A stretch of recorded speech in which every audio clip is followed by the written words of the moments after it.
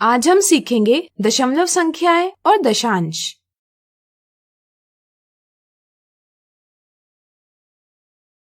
हम अक्सर खबरों में सुनते हैं कि पेट्रोल का मूल्य 10 पैसे से बढ़ गया है, जबकि डीजल का 16 पैसे से। अब दिल्ली में पेट्रोल का मूल्य होगा 71.12 रुपए और डीजल का मूल्य होगा 66.35 रुपए। इसी तरह क्या आपने दुकान से सामान खरीदने पर प्राप्त हुई रसीद को ध्यान से देखा है? क्या इस पर वस्तुओं का मूल्य सिर्फ पूर्ण संख्याओं यानी होल नंबर्स से अंकित किया होता है? आपने ऐसी संख्याओं में एक बिंदु प्रयोग होता हुआ देखा होगा। इसे हम कहते हैं दशमलव बिंदु यानी डेसिमल पॉइंट। दशमलव बिंदु का प्रयोग पूर्ण संख्याओं को भाग से अलग करने के लिए किया जाता है। जैसे यहाँ दशमलव बिंदु के प्रयोग से 71 रुपए और 12 पैसे अलग किए गए हैं। इसी प्रकार 66 रुपए और 35 पैसे अलग किए गए हैं। ऐसी संख्याएं जिनमें दशमलव बिंदु का प्रयोग होता है कहलाती हैं दशमलव संख्याएं यानी डेसिमल नंबर्स। दशमलव संख्याएं भिन्न को व्यक्त करने का एक और तरीका है। हम कह सकते हैं कि दशमलव संख्याएं भिन्न का दशमलव रूप है। तो आइए इस वीडियो में हम दशांश यानी 10th स्थान तक व्यक्त की जाने वाली दशमलव संख्याओं की समझ बनाएंगे। मान लीजिए एक बड़े वर्ग को हम पूर्ण भाग कहते हैं। अगर हम इसे 10 बराबर आकार वाली पट्टियों में विभाजित करें तो प्रत्येक पट्टी इस पूर्ण भाग का एक दशांश भाग निरूपित करेगी। अगर हम इनमें से 3 भाग छायांकित करते हैं तो इस पूर्ण भाग में छायांकित भाग की भिन्न यानी फ्रैक्शन क्या होगी? सोचिए। छायांकित भाग की भिन्न होगी 3 दशांश यानी कि 3/10। जब किसी भिन्न का हर 10, 100, 1000 इत्यादि जैसी संख्याएं हो तो हम दशमलव रूप में व्यक्त कर सकते हैं। जैसे 3 दशांश को दशमलव रूप में इस प्रकार व्यक्त करते हैं और इसे हम पढ़ते हैं 0.3। किसी भिन्न को दशमलव रूप में व्यक्त करने पर हमें दशमलव संख्या प्राप्त होती है। इसलिए हम कह सकते हैं कि दशमलव संख्याएं भिन्न का दशमलव रूप है। हम कह सकते हैं कि अगर भिन्न का हर 10 हो तो उसे दशमलव रूप में व्यक्त करने के लिए हम अंश की संख्या को लिखते हैं और इसके सबसे दाईं ओर के अंक से पहले दशमलव बिंदु रखते हैं। अगर अंश में एक ही अंक हो तो दशमलव बिंदु के पहले 0 रखते हैं। आइए इसे स्थानीय मान सारणी यानी प्लेस वैल्यू टेबल में व्यवस्थित करने का प्रयास करें। जैसा कि आप जानते हैं, दाईं ओर जाते हुए प्रत्येक स्थान का मूल्य 10 गुना कम होता है। इसी क्रम के साथ सारणी में हम एक और स्थान जोड़ेंगे जिसे कहेंगे दशांश। इकाई के दाईं ओर होने के कारण इस स्थान का मान भी इकाई से 10 गुना कम होगा यानी कि 1 दशांश होगा। इस प्रकार हम कह सकते हैं कि 0.3 में 0 इकाई है और 3 दशांश है। इसी के साथ हम कह सकते हैं कि दशमलव बिंदु इकाइयों को दशांश से अलग करता है यानी कि एक पूर्ण संख्या को भाग से अलग करता है। अब यहाँ देखिए, यहाँ एक पूर्ण वर्ग छायांकित है और एक वर्ग का 6 दशांश भाग छायांकित है। इसलिए इकाई के स्थान पर 1 लिखेंगे और चूंकि 10 में से 6 भाग छायांकित है इसलिए दशांश के स्थान पर 6 लिखेंगे। इसे दशमलव रूप में 1.6 इस प्रकार व्यक्त किया जाएगा। ध्यान दीजिए कि स्थानीय मान सारणी में हम दशमलव बिंदु को नहीं लिखते। आज हम सीखेंगे भिन्न का दशमलव में रूपांतरण और दशमलव का भिन्न में रूपांतरण।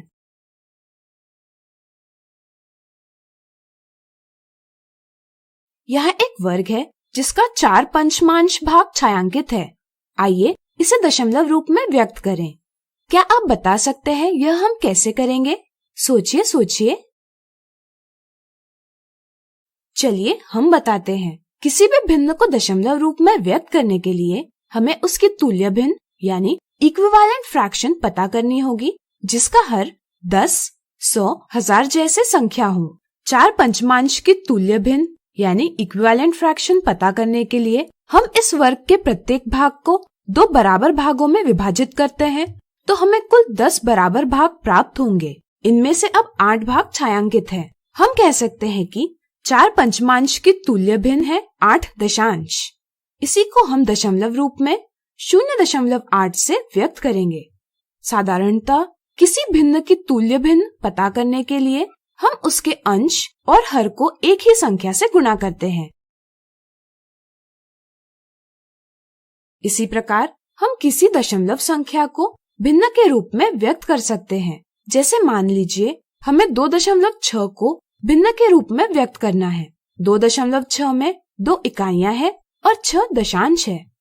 मान लीजिए हम एक वर्ग को 1 इकाई मानते हैं। इस तरह से 2 इकाइयों के लिए हम 2 वर्ग लेंगे।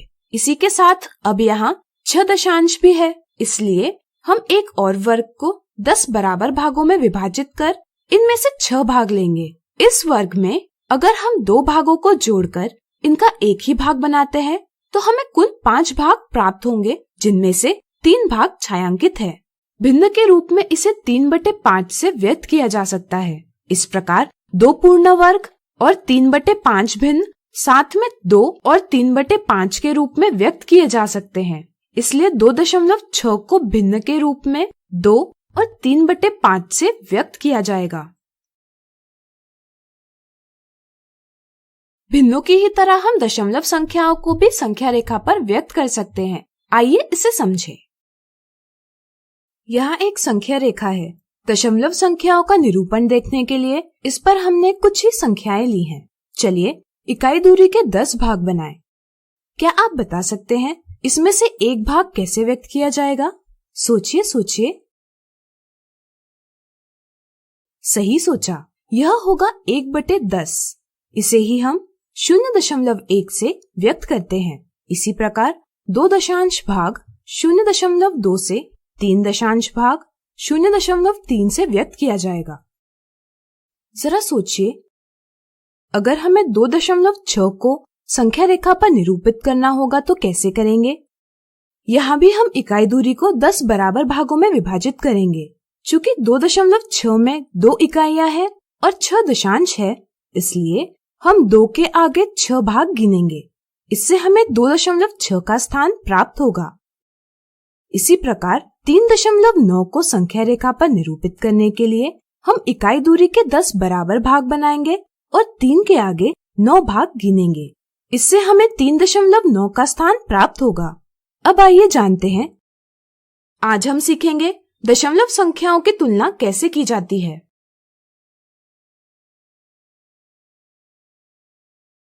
दशमलव संख्याओं की तुलना कैसे की जाती है?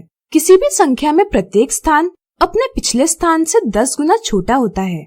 इस तरह से इकाई का स्थान दहाई के स्थान से 10 गुना छोटा है और इसी प्रकार दशांश का स्थान इकाई के स्थान से 10 गुना छोटा है।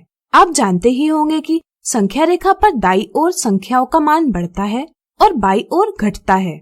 इस समझ से हम दशमलव संख्याओं की तुलना कर सकते हैं। जैसे यहाँ 3.9 2.6 के दाईं ओर है, इसलिए 3.9 बड़ा है 2.6 से।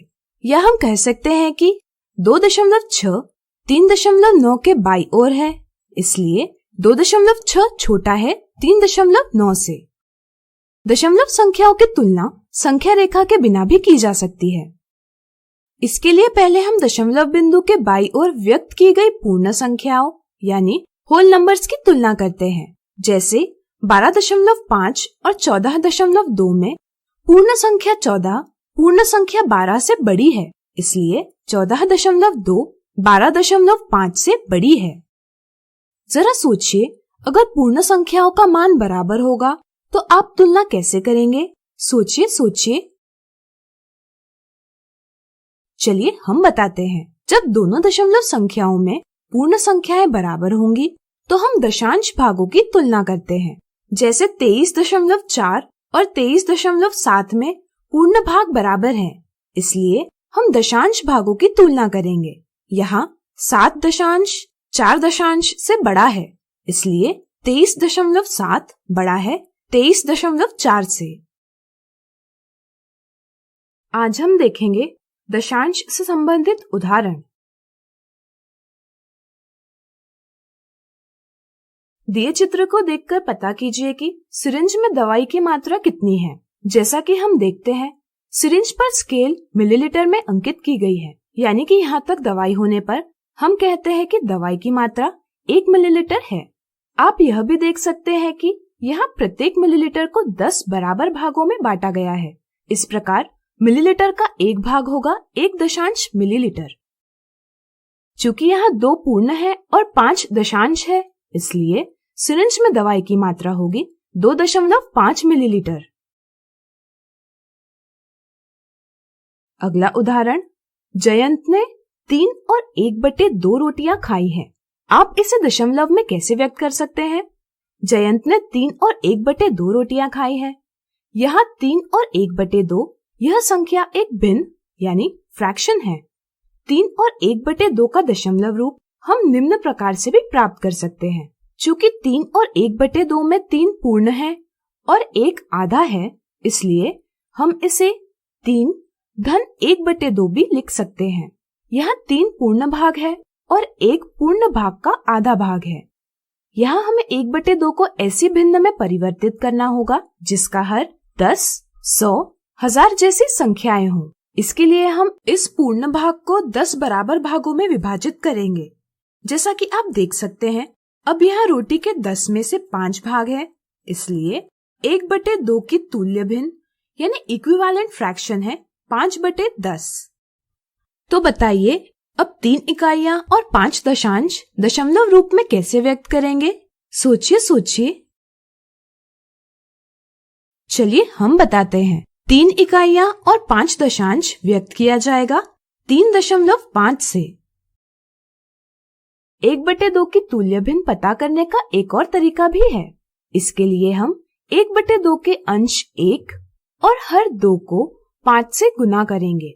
इससे हमें 1/2 की तुल्य भिन्न प्राप्त होगी 5/10। इसे हम दशमलव रूप में लिखते हैं 0.5 से। इसी के साथ 3 और 1/2 को 3 धन 0.5 से व्यक्त कर सकते हैं, यानी कि 3.5 से। तो दशमलव में हम यह कह सकते हैं कि जयंत ने 3.5 रोटियां खाई हैं। आज हम देखेंगे दशांश से संबंधित मिथ्या धारणाएं और कुछ साधारण गलतियां। मिथ्या धारणा 1। एक दिन शिक्षक ने बच्चों को 1/2 को दशमलव रूप में व्यक्त करने के लिए कहा। मनीष ने 1/2 का दशमलव रूप 0.1 लिखा, नीरज ने 1.2 लिखा और सीमा ने 0.5 लिखा। तो बताइए, तीनों में कौन सही है? बच्चे यह समझ नहीं पाते कि किसी भिन्न को दशमलव रूप में व्यक्त करने के लिए उसका हर 10, 100, 1000 इत्यादि जैसी संख्याएं होना आवश्यक है। कुछ बच्चे नजरअंदाज कर देते हैं कि यहाँ हर 10 नहीं है और वे 1/2 के अंश को दशमलव बिंदु के बाद लिखकर 1/2 का दशमलव रूप 0.1 लिखते हैं। कुछ बच्चों की यह समझ बन जाती है कि दशमलव रूप में व्यक्त करते समय अंश को दशमलव बिंदु के पहले और हर को दशमलव बिंदु के बाद लिखा जाता है। ये दोनों जवाब गलत है, इसलिए ऑप्शन 1 और ऑप्शन 2 गलत है। सही समझ यह है कि 1/2 की तुल्य भिन्न यानी इक्विवेलेंट फ्रैक्शंस पता करनी होगी, जिसका हर 10, 100, 1000 इत्यादि जैसी संख्याएं हो। 1/2 के अंश 1 और हर 2 को 5 से गुणा करने पर हमें 5/10 यह तुल्य भिन्न प्राप्त होती है। इसे दशमलव रूप में व्यक्त किया जाता है 0.5 से, इसलिए 1/2 बराबर 0.5 है, यानी कि ऑप्शन 3 सही जवाब है। मिथ्या धारणा 2। दशमलव संख्याओं की तुलना करना सीखते समय शिक्षक ने समीर से सवाल पूछा, क्या दशमलव संख्याएं 0 से छोटी होती है? इस पर समीर ने जवाब दिया हाँ। क्या आप बता सकते हैं कि समीर का जवाब सही है या गलत? कई बार यह मिथ्या धारणा बन जाती है कि दशमलव संख्याएं 0 से छोटी होती है। इस समझ के साथ समीर के जवाब को सही समझा जाता है और ऑप्शन 1 यह गलत जवाब दिया जाता है। सही समझ यह है कि दशमलव संख्याएं पूर्ण भाग का भाग यानी पार्ट ऑफ अ होल व्यक्त करती हैं, जो कि 0 से ज्यादा ही होता है। अगर हम किसी दशमलव संख्या को संख्या रेखा पर व्यक्त करेंगे तो हम देख सकते हैं कि इसका स्थान 0 के दाईं ओर ही होता है।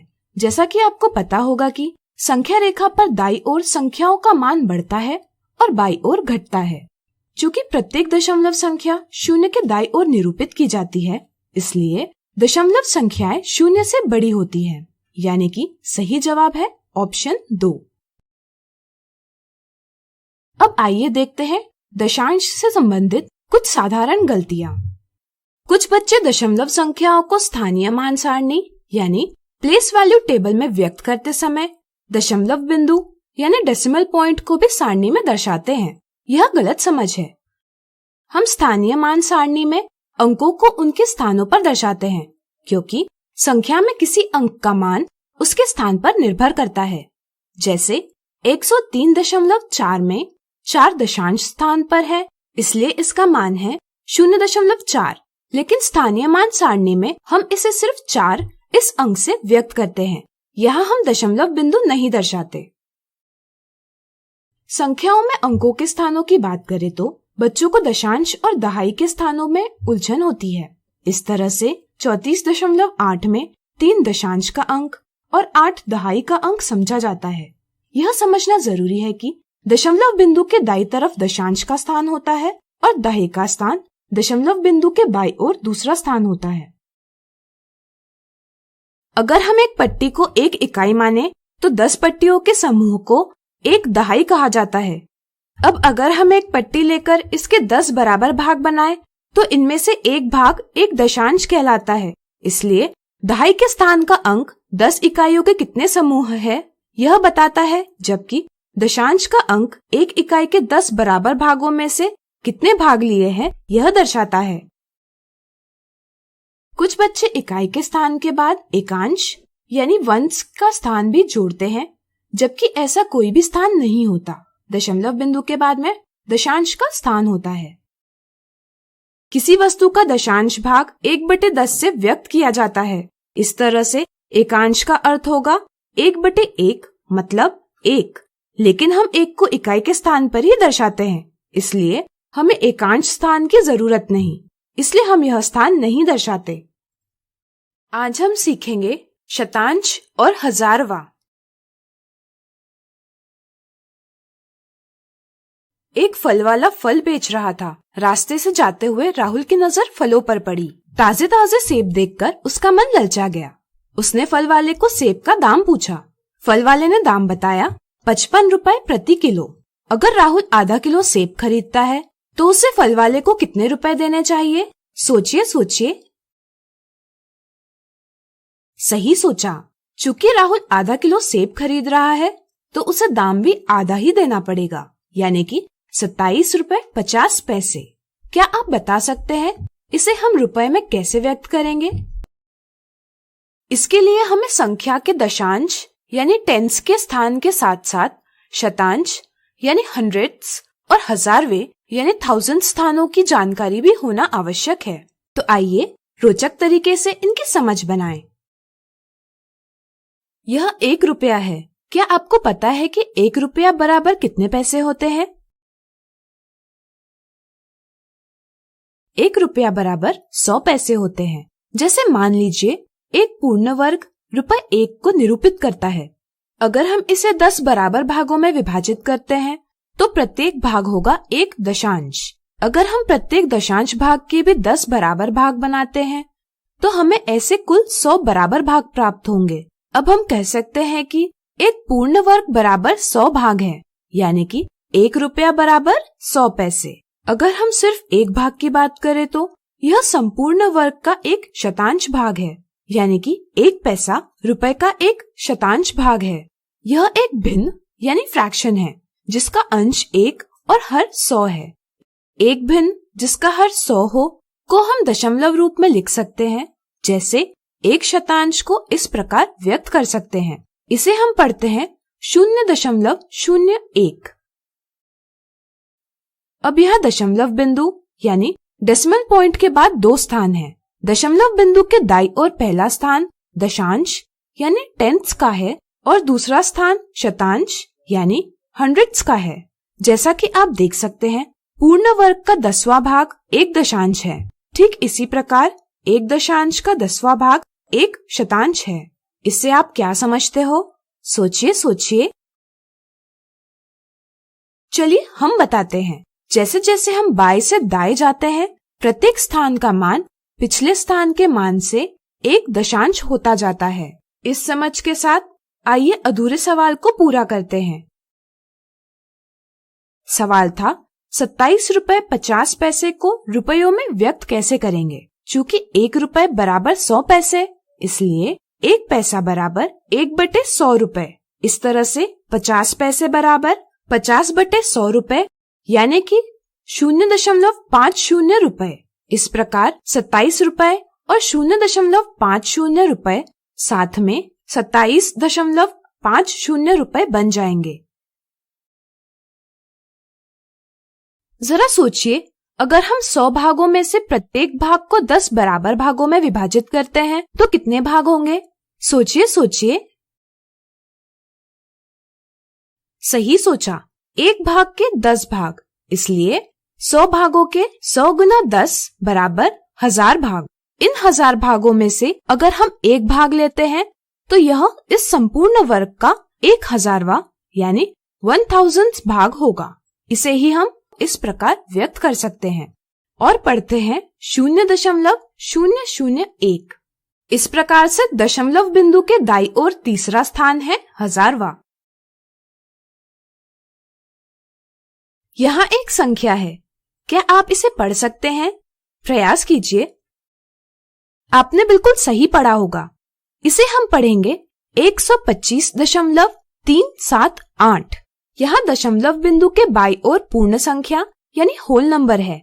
इन्हें व्यक्त करने के लिए हम इकाई यानी यूनिट्स, दहाई यानी टेंस, सैकड़ा यानी हंड्रेड्स और हजार यानी थाउजेंड्स जैसे स्थानों का प्रयोग करते हैं।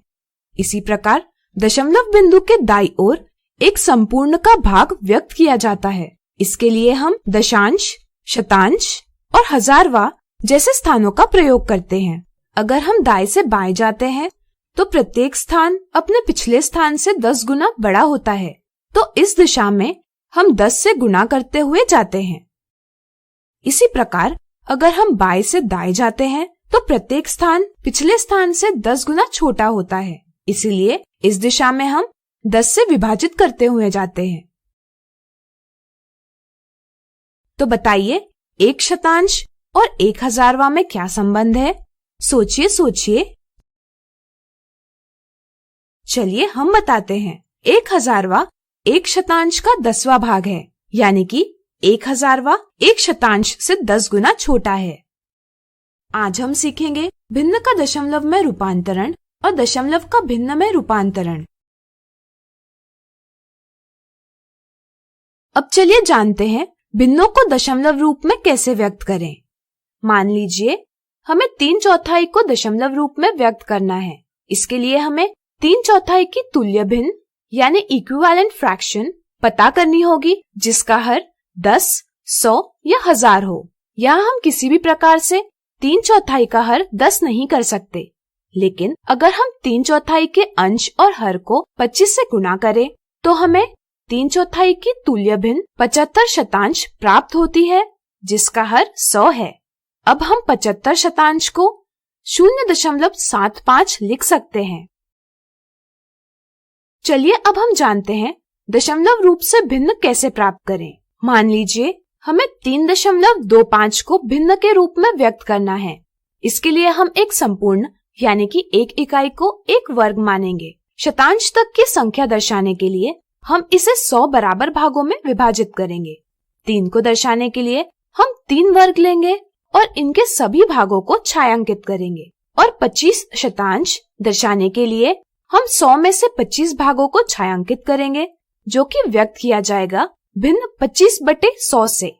जैसा कि आप देख सकते हैं, इस वर्ग का छायांकित भाग पूर्ण वर्ग का 1/4 भाग है, इसलिए हम 25/100 के स्थान पर 1/4 लिखेंगे। इस तरह 3 पूर्ण और 1/4 भाग भिन्न के रूप में 3 और 1/4 इस प्रकार व्यक्त किए जाएंगे।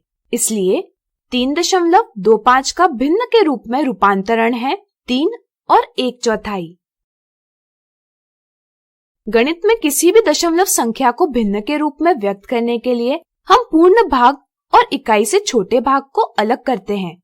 फिर हम इकाई से छोटे भाग को भिन्न के रूप में व्यक्त करते हैं। फिर इस भिन्न का सरलतम रूप यानी सिंपलेस्ट फॉर्म प्राप्त करते हैं और अंत में पूर्ण भाग को इकाई से छोटे भाग के साथ लिखते हैं।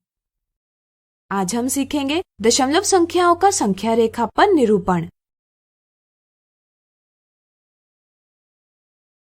जरा सोचिए, क्या हम शतांश और हजारवें स्थान तक की संख्याओं को संख्या रेखा पर व्यक्त कर सकते हैं? सोचिए। हाँ, हम जरूर कर सकते हैं। जैसे यहाँ देखिए, इस संख्या रेखा पर 0 से 10 तक संख्याएं व्यक्त की हैं। अगर हम संख्या रेखा को बड़ा करते हैं तो हम 0 से 1 तक का अंतर 10 बराबर भागों में विभाजित कर सकते हैं। इसके साथ हम 0.1, 0.2, 0.3 इत्यादि संख्याएं व्यक्त कर सकते हैं। इसी तरह अगर हम संख्या रेखा को और बड़ा करते हैं तो हम 0 और 0.1 के अंतर के भी 10 भाग बना सकते हैं। इस तरह से हम 0 से 1 तक के अंतर के कुल 100 भाग बना सकते हैं। इनके उपयोग से अब हम 0.01, 0.02, 0.03 जैसी शतांश स्थान तक की संख्याओं को व्यक्त कर सकते हैं। इसी प्रकार हम संख्या रेखा को और बढ़ाकर 0 से 0.01 तक के अंतर को भी 10 भागों में विभाजित कर सकते हैं। यह हर एक भाग 1000वां भाग होगा, यानी कि अब हम 0.001, 0.002, 0.003 जैसी 1000वें स्थान तक की संख्याओं को भी व्यक्त कर सकते हैं।